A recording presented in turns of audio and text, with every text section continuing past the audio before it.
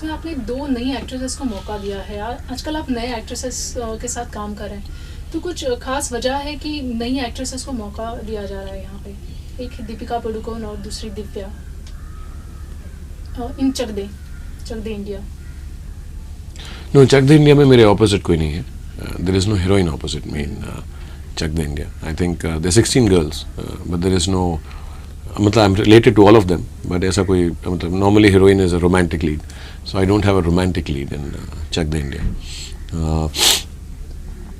As far as any other film is concern, ऐसा नहीं है कि मैं नई हीरोइंस के साथ काम कर रहा हूँ. पिछले साल मैंने आई थिंक प्रियंका, ईशा और रानी और प्रीति के साथ काम किया. आई थिंक स्वदेश में नई हीरोइन थी. वो डायरेक्टर का प्रेरोगेटिव है कि किसको चूज़ करना चाहते हैं. तो मैं हूँ, फारा ने आफ्टर मैं हूँ ना, मैं भी सुष्मिता सेन के साथ मैंने कभी काम नहीं किया था. I think in Om Shanti Om उसको लगा कि एक नई लड़की होनी चाहिए, और जो रोल है I think is better suited for a new girl, because वो पहचाना हुआ चेहरा हो तो शायद थोड़ी सी तकलीफ होगी उसके फर्स्ट हाफ और सेकेंड हाफ में. So it's nicer, it's a new heroine and Deepika is fantastic I think. But ऐसा कोई कंसर्टेड एफर्ट नहीं है. ये बहुत सालों के बाद आई थिंक स्वदेश में की थी मैंने एक नई हीरोइन के साथ फिल्म, और वो डायरेक्टर चूज़ करता है. मैंने आज तक कभी डायरेक्टर की चॉइस ऑफ हीरोइन पे कमेंट नहीं किया. If they ask my suggestion, मैं सजेशन दे सकता हूँ, but beyond that director chooses the heroine they want me to work with. So Farah decided Deepika very early and that's why she is doing the film. Madame, Tussauds के museum में आपका wax का statue बनाने जा रहे हैं, वहाँ पे ऐड होगा. ऐसा इंडिया से तीसरा जा रहा है. पहले बच्चन थे, अब ऐश है और अब आप हैं. कितनी गौरव की बात है आपके लिए भी और इंडिया के लिए भी. आई डोंट नो कि इंडिया के लिए है कि नहीं है. दूसरे देश में अगर ऑनर मिले तो आई थिंक पर्सनली तो आई फील वेरी ऑनर्ड. बाकी कितना बड़ा है, कितना इम्पोर्टेंट है देश के लिए, I really won't be able to comment. कोई but it's good for cultural exchange. I think हमारी फिल्मों की एक इम्पोर्टेंस दुनिया भर में फैल रही है. तो एक बिज़नेस है, एक इंडस्ट्री है, और अगर हमारी भारतीय कोई भी इंडस्ट्री, जैसे हम टेलीकॉम सुनते हैं, स्टील, कॉपर, इतनी बड़ी बड़ी चीज़ें भारतीय लोग कर रहे हैं दुनिया भर में, सॉफ्टवेयर, तो आई थिंक एक फिल्मों का भी थोड़ा बहुत महत्व ऐसा होने लगे तो it's very nice and I am very honoured. I feel कि मेरी ज़िंदगी में इतना बड़ा honour, I been given the Padmashri, उसके अलावा भी मुझे प्रेसिडेंट अवार्ड मिल चुका है, मुझे बाकी कुछ अवार्ड्स मिले हैं. And at the age of 41 to be in Madame Tussauds, किसी को जाने बिना, पहचाने बिना, without it being a film publicity, to be chosen. और वो जो चॉइस होती है एक्चुअली उनको लेटर्स आते हैं अपेरेंटली, और उस who they would like in Madame Tussauds, तो very sweetly they told me कि बहुत मैक्सिमम लेटर्स मेरे लिए आए हैं, इसलिए उन्होंने मुझे चूज़ किया. So I am very honoured and I am very thankful to the audience actually, because वही जाकर वहाँ पे ऑब्वियसली लेटर्स डालते हैं. एंड बहुत खुशी है मुझे. 3 अप्रैल को I think I launch it in London. हमेशा सबने सुपरस्टार को देखा है, लेकिन एक अंदर का शाहरुख खान कैसा है, एक आम इंसान? Actually personally I am just like everybody else is. ऐसा कोई बड़ी बात नहीं है. आई थिंक हम सब जैसे एक दूसरे के साथ, जैसे हम घर में सब होते हैं, मैं वैसा ही हूँ. ऑब्वियसली एक आदमी जब बड़ा मूवी स्टार बन जाता है तो ये सब बातें लोग थोड़ा बड़ा चढ़ा कर बोलते हैं. तो मैं बच्चों के साथ अगर खेलूँ भी तो कोई बहुत बड़ी बात हो जाती है, लेकिन हर बाप अपने बच्चों के साथ खेलता है. मैं स्कूल के फंक्शन पे चला जाऊँ तो बहुत बड़ी बात हो जाती है, लेकिन हर फादर मदर अपने बच्चों के स्कूल के फंक्शन पर जाते हैं. तो I do exactly what everyone else does. मेरी नौकरी ऐसी है जो जिसके होर्डिंग्स चारों तरफ लग जाते हैं, जिसकी सेल बहुत बड़ी होती है, जिसके बारे में बातचीत बहुत होती है, न्यूज़पेपर की हेडलाइंस बन जाती हैं, अच्छी और बुरी. सो वो मेरा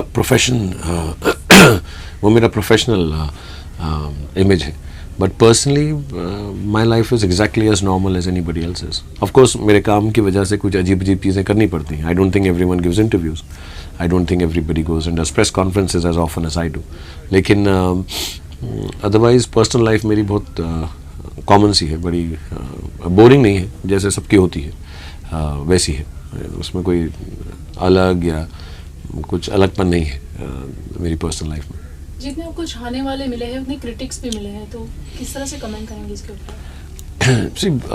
क्रिएटिव वर्क ऐसा ही होता है कि लोगों को पसंद आएगा, कईयों को नहीं पसंद आएगा.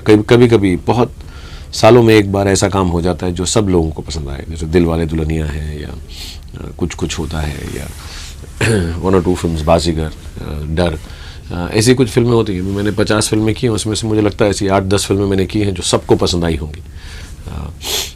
मगर ज़रूरी नहीं कि हर फिल्म सबको पसंद आए, और ये एक रियलिस्टिक आइडिया हर एक्टर के दिमाग में रहना चाहिए कि हमारी जो मोटिव ऑडियंस है या जो हमारी मेन ऑडियंस है उसके लिए हम फिल्म बनाते हैं। तो डॉन एक ऑडियंस के लिए है, यंग लोगों के लिए, चक दे इंडिया एक ऑडियंस के लिए है। बनाते वक्त हम ये सब सोचते हैं, लेकिन बन जाने के बाद कभी कभी ऐसा लगता है अरे सबको क्यों नहीं पसंद आई। मैं इस मामले में बहुत रियलिस्टिक हूँ, और आई मीन क्रिटिक्स का काम है कि उसमें से अच्छी चीज़ निकालें, बुरी चीज़ निकालें। कई क्रिटिक्स होते हैं जो बहुत ऊंचा बोल देते हैं, आई थिंक ज़्यादा बोल देते हैं, विदाउट रियलाइजिंग कि किसी की मेहनत उसमें लगी है। थोड़े से नास्टी हो जाते हैं। कई क्रिटिक्स हैं जो मैंने सुना है, जैसे फिल्म देखते हैं और फिल्म की एंडिंग अगर मिस्ट्री भी हो तो वो आके बोल देते हैं। आई थिंक वो थोड़ा सा अनएथिकल है, बट अब है वो ऐसा ही है। Everybody needs a headline, everybody needs a story, and some critics film को मैंने कभी पढ़ा उनका, कभी टेक मुझे अच्छा भी लगता है कि यार ये सही लिखा है इन्होंने, ये समझ गए फिल्म को, चाहे बुरा भी लिखा हो। So I think it's part and parcel of a job. जब तक हमको मालूम है कि हमारा जो काम है दुनिया में सबसे बेहतर नहीं होगा, हर बार हर फिल्म हर किसी को पसंद नहीं आएगी, वो रियलिटी अगर मालूम है तो I think it's another job. You read it, sometimes it serves as a guiding light. मैं उनमें से नहीं हूँ जो बोल दूंगा कि क्रिटिक्स जो बोलते हैं मैं उसको पढ़ के अपने आप को चेंज करता हूँ, ऐसा कोई भी नहीं करता। आई थिंक कोई एक्टर नहीं करता, ऐसा बोल देते हैं सब, बट आई थिंक मैं उनकी क्रिटिसिज्म पढ़ के I can sort of understand a little. Sometimes I don't agree, sometimes I agree. And मुझे मगर पर्सनली कभी ऐसा दुख या खुशी नहीं महसूस हुई कि इस क्रिटिक ने कमाल लिख दिया है मेरे लिए। I think of it as publicity for the film. कि अच्छा लिखा है तो अच्छी पब्लिसिटी होगी, बुरा लिखा है तो बुरी पब्लिसिटी नहीं होती, लेकिन उसके बारे में एटलीस्ट लिख तो रहे तो इम्पोर्टेंट होगी फिल्म। बट मैं कुछ I read it and sort of take notice of it, but मेरे लिए लाइफ ऑल्टरिंग क्रिटिसिज्म प्लस या नेगेटिव नहीं होता। कोई ऐसा इंसिडेंस आपको याद है जब आपने अपने सुपरस्टार होने का फ़ायदा उठाया? अपनी फिल्मों में मैं बहुत फ़ायदा उठाता हूँ। अपनी फिल्मों को मार्केट करने में आई थिंक मीडिया की मुझे मदद भी बहुत मिलती है। जब मेरी कोई फिल्म रिलीज़ पे होती है, I call for press conferences as a producer, sometimes as an actor. मैं कहीं चला जाऊँ, कोई भी फंक्शन को अटेंड करने के लिए उन दिनों में कवरेज होती है, मैं अपनी फिल्मों के बारे में बात कर सकता हूँ। तो I think being a star जिसको लोग कवर करना चाहते हैं, I do use the fact कि मैं स्टार हूँ, और media would like to talk to me during my film releases, during any important release of work. I do invite them and they come, so that's nice and thank you. Beyond that ऐसा कुछ मैंने कोई किसी से benefit अभी तक नहीं लिया है अपना मूवी स्टार होने का, बट हैविंग सेड दैट कई जगहों पर मैं जाता हूँ जहाँ पर बुकिंग की ज़रूरत होती है या पहले से बोल के जाना चाहिए। तो ये मैंने नोटिस किया है कि अमूमन ऐसी जगहों पर मैं पहुँच जाऊँ तो लोग इज़्ज़त करके मुझको आउट ऑफ टर्न कहीं पर जाने ज़रूर देते हैं।